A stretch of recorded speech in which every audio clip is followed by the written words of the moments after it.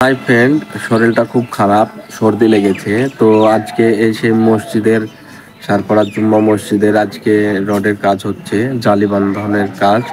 দেখতে পাচ্ছ আমার পেছনে, এটা হচ্ছে 10 mm এর রড। এই জালি লাগবে প্রায় 14টা মতো।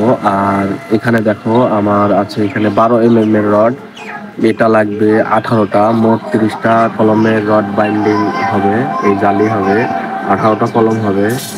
তো এই জালে এখনো 7খানা বাঁধতে হবে, কিছু কম পড়েছে। তো বান্ধনের কাজটা হচ্ছে, কেমন হচ্ছে অবশ্যই জানাবে। আর আমরা বুঝতে পারছো জালিতে 4 ইঞ্চি করে এল মেরে দিচ্ছি।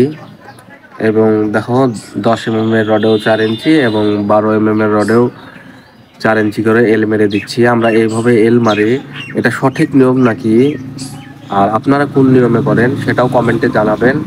আপনাদের কমেন্টের আশায় থাকলাম। তো অবশ্যই ভিডিওটা ভালো লাগলে লাইক কমেন্ট করে দেবেন।